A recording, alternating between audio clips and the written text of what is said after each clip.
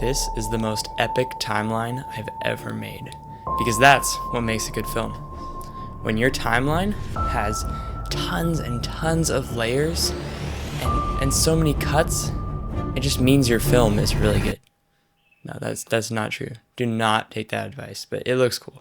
You have to admit, it looks cool. Anyways, this video is about how I made the short film called Voice of the Earth, also known as how I made that epic timeline.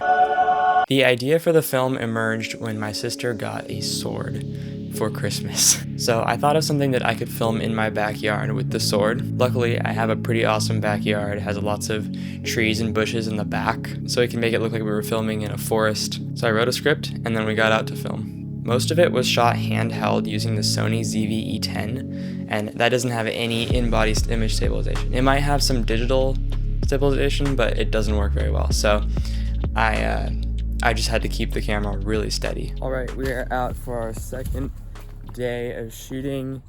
What the heck, I forgot what it's called. Oh, Voice of the Earth, yeah. We are shooting in this little area right here in the backyard. It's my camera. I'm gonna try to not get that in the shot, but this is where we left off. Voice of the Earth behind the scenes. Yeah, this is our actress right here and her cat.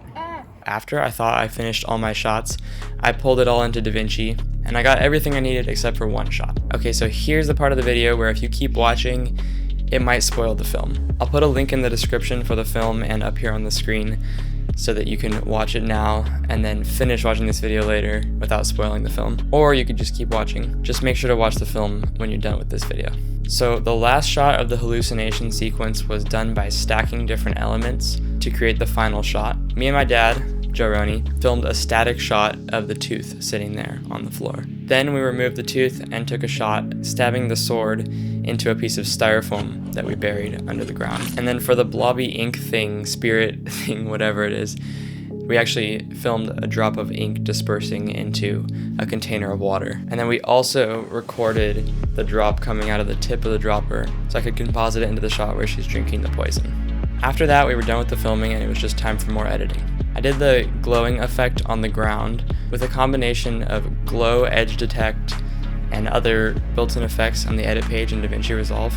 And then I masked Isla's hand out of the shot so that the effect would only apply to the ground. There's a lot you can do with those built-in effects in DaVinci Resolve. If you mess around with it enough, you can get really cool effects with that. And I do that in all my films. Also, a bunch of these effects are available in the free version of DaVinci Resolve. I just purchased Studio, but before that, for pretty much all my films, I've just been using what's available in the free version. And no, this video is not sponsored by Blackmagic or Squarespace or anybody else.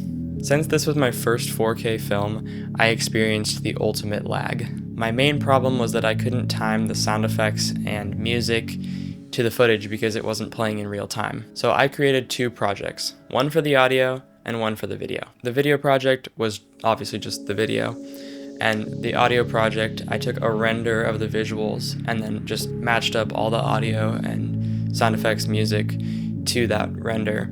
And then at the end, I put those two projects together into one and exported that as the final project. I recorded a few of the sound effects, but most of them are from pixabay.com, which is also where the music is from. So after my beautiful timeline was finished, I rendered it in 4K Apple ProRes and dragged it into the YouTube upload page. That made me realize that 4K Apple ProRes files are not small. It made me realize that my YouTube videos were not going to upload in 10 minutes or 20 minutes anymore.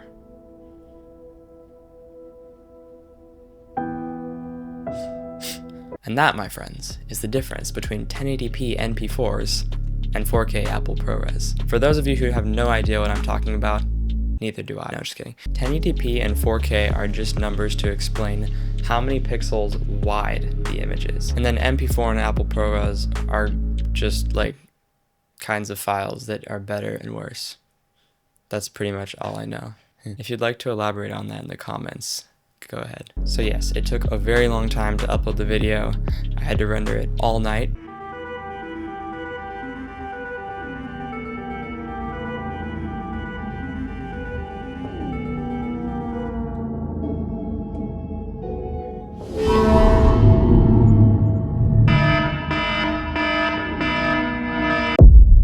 But it finally finished by morning. I published it, and after all that, it only has 50 views.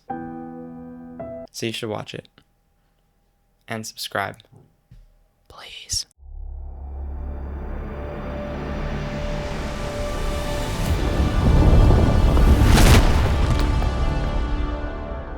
The end.